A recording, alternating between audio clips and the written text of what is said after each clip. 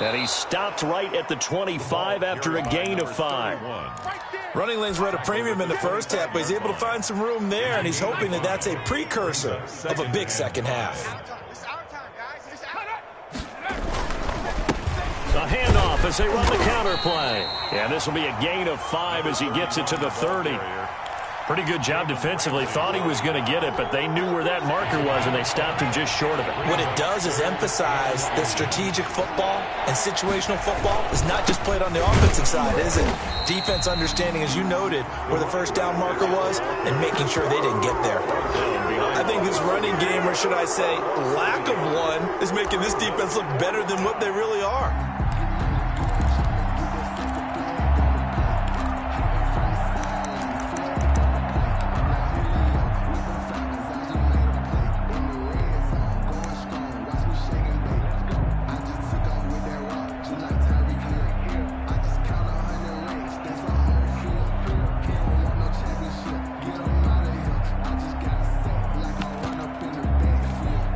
And how about this one now? In their own territory, a gutsy call.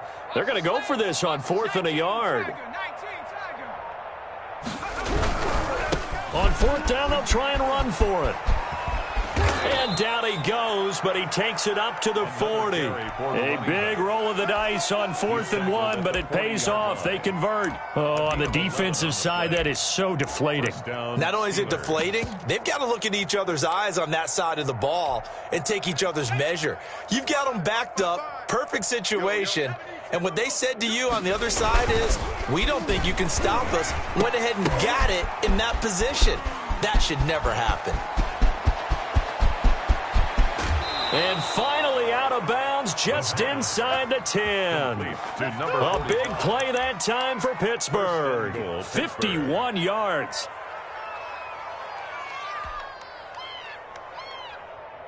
Come on. Set. Bronco 80. I got him. They'll try and run for it on 1st and goal. And he'll take this from the 9 down to about the 7. Ball carrier. He's tackled at the 7-yard line. A pickup of 2. Brings up 2nd and goal. They'll try again here from the 7 on 2nd and goal. And we're back now here in Cleveland. And this is a blowout so far as we get set for the 4th quarter. A very one-sided affair. Looking to throw on 2nd down. Jefferson. And he's going to take it in for a Steeler touchdown. To number 31. A great effort there. His 4th touchdown on the year. And the Steelers are able to strike for 6. And he converts, and it cuts the lead to 35-7. The score, Browns 35. Steelers 7. Jason Sanders set to kick off. Now after the touchdown, ready to kick it away is Sanders. An incredibly short kick fielded way up there. The lane opens here. He's past the 30. Over 1st and 10 at their own 31-yard line. The Browns drive about to get started. And Charles, we are in the midst of a very one-sided affair. I think this is where you and I have to fill a little bit. You want to regale us with old stories of your childhood in New Paltz, New York? I don't think anyone... And this is going to be intercepted. Picked up by Charvarius Ward. And he will take it across midfield and down to the 45. The Steelers. Now they get a 4th quarter pick. A little something to hang their hat on, I guess. Okay, so let's face it, though. Who's happy about this play? Fantasy guys, right? Yeah. The analytics will tell you one thing or another. That's a bad play on one hand, a good play on the other, but it's all about the fantasy points here. Yeah, because this ball game is over. He lets this one fly toward the back of the end zone. And this is going to be intercepted. A great read, and it's picked off. And he'll go down inside the 15 at his own 13-yard line. So they lost yardage, and they declined the penalty. There's no logical reasoning to do that. I'm trying to go through this little Rolodex in this small brain of mine, and I'm coming up with nothing, partner. I've got zip on that one. Take the yardage, right? Take the penalty. I don't get it. I don't get it either. That's taken in by Callaway. And he'll go down right on the edge of the red zone following a pickup of about 7 or 8. Gain of 8. Brings up 2nd and 2. At the 20. On 2nd down, it's Hunt. And they're going to get this beyond the 40 before he's taken down. Back-to-back good plays have him on the move on 1st down. 1st and 10 at the 41-yard line. Off the play fake, Giles. Buying time to his left. And seeing no options, he just tosses this one away, incomplete. Now that'll bring up 2nd down.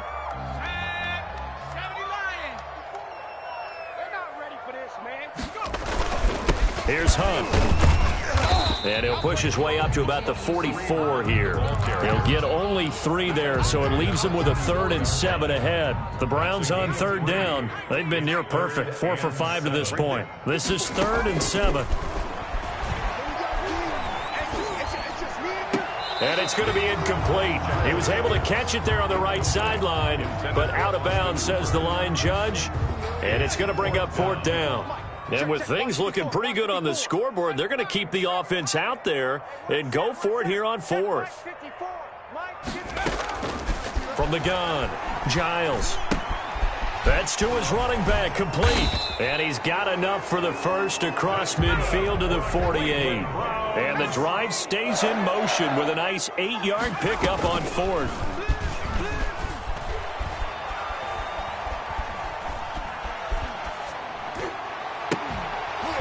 Throwing on 1st down, but this one winds up to be incomplete. Finally, a good play there defensively on the deep ball. The secondary has had its struggles this entire game. Offensively, they've had their way with them. Back to the air on 2nd down. Giles. And finding the tight end, Hooper. Giles. He'll get only 3 there, so it leaves him with a 3rd and 7 ahead. That's a gain of 3. It's 3rd and 7. Off play action.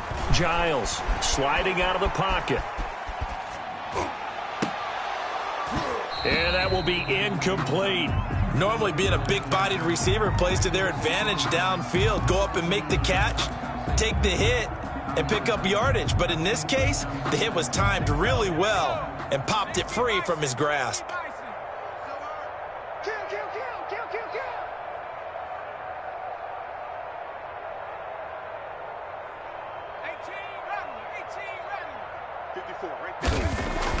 On 4th down, Giles. Flushed out right. He may try and run for this. And he'll be out just a yard or 2 shy of the 30. Opted to run for it. The decision a good one. Picking up the first, getting 14 yards on the scramble. From the 32 now. Here's 1st and 10. Off the play fake. Giles. He's got his man on the crossing route. And down to the 20 he'll go before heading out of bounds. 12 more yards there and another 1st down. 1st and 10 at the 20-yard line. Inside the red zone here. They'll look to throw. And he's got it.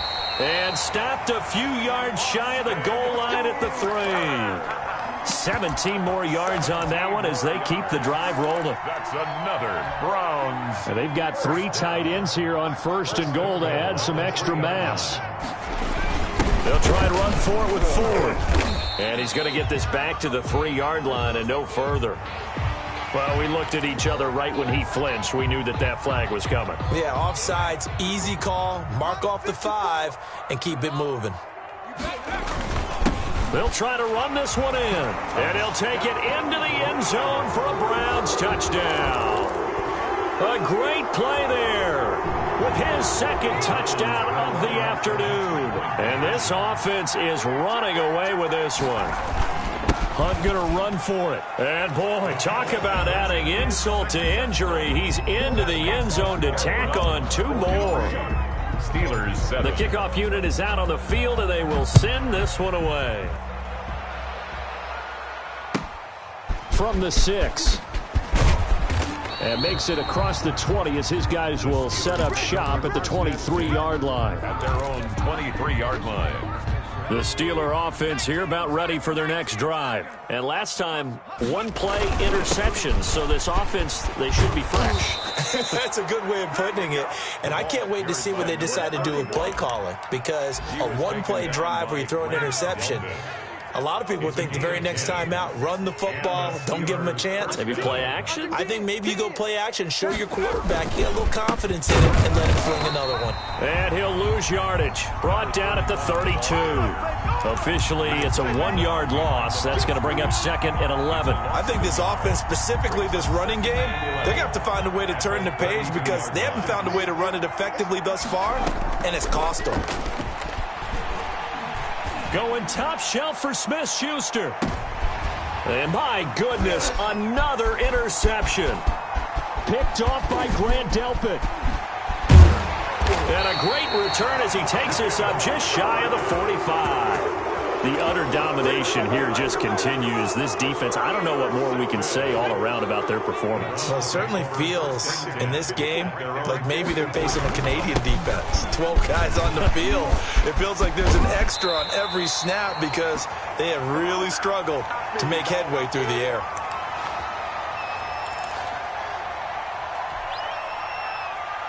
So the Browns in possession of the football here as we get you reset. And they have just about put this one on ice as they've got it here, 1st and 10. There goes a deep ball, end zone.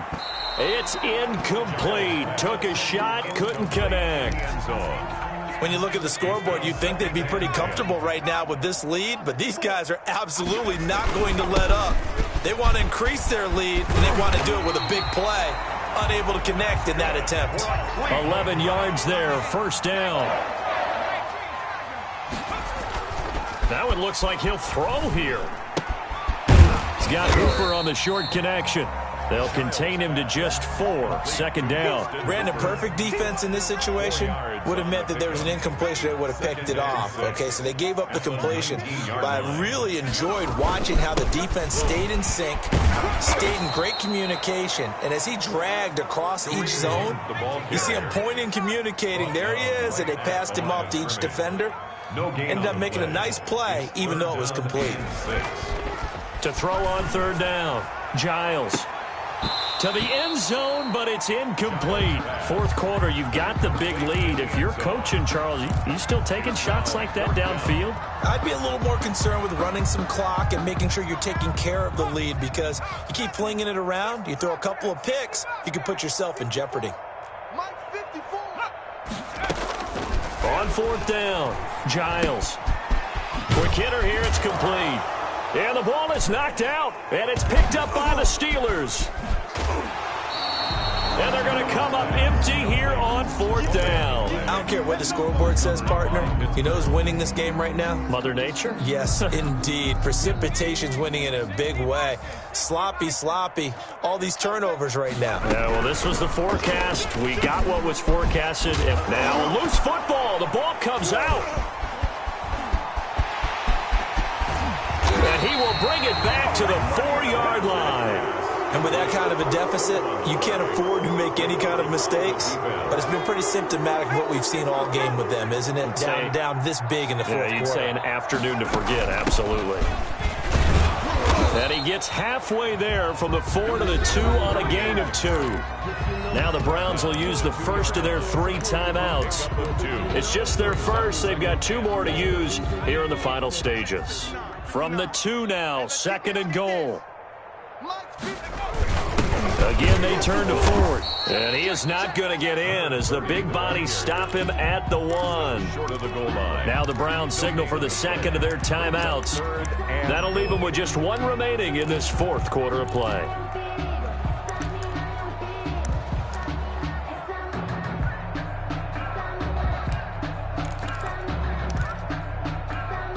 Now, they'd really like to make the short field pay off. We'll see if they can, but this is 3rd and goal. 59 Mike, check, 59. Hey, watch the screen. Watch the screen. They'll try to run this one in. He's not going to get there. That won't even be close. It was blown up in the backfield. The Browns will quickly use their third and final timeout. It'll be their third and final timeout, so as they talk things over, we'll step aside.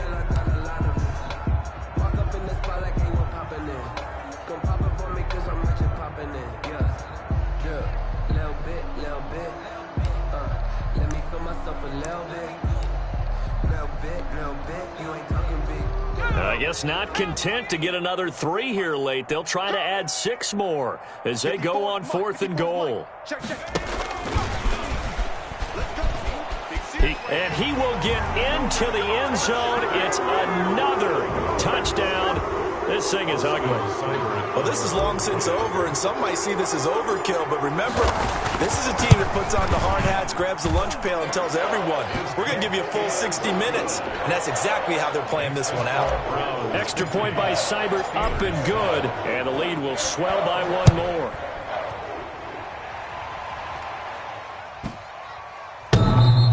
And they will not get a chance to return this one as it's through the end zone for a touchback. 5-yard line.